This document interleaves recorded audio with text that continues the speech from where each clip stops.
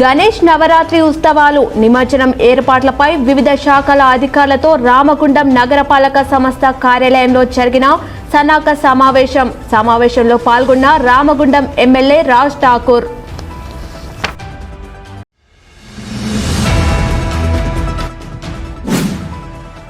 సంవత్సరంలో సాధించిన లాభాలను వెంటనే ప్రకటించి కార్మికులకు 35% వాటాను ప్రకటించాలి.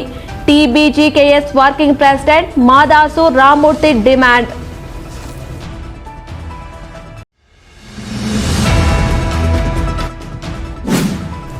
ఆగస్టు 27న వినాయక చవితి, సెప్టెంబర్ 5న సామూహిక నిమజ్జనం జరుపుకుందాం. అర్చక పురోహితుల సంఘం అధ్యక్షులు వజ్జల వెంకటేశ్వర శర్మ, గోవర్ధనగిరి మధుసూదనాచార్యులు సూచన.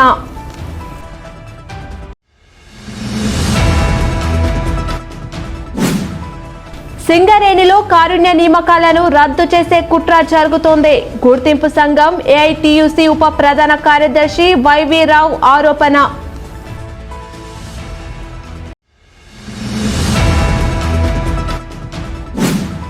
దేశానికి వెలుగులు ఇస్తున్న ఎన్టీపీసీ సంస్థ రామగుండం ప్రజలకు మాత్రం కాలుష్యపు విషపు కొరలను మిగిల్చింది. పెద్దపల్లి ఎంపీ గడ్డం వంశీకృష్ణ ఆవేదన.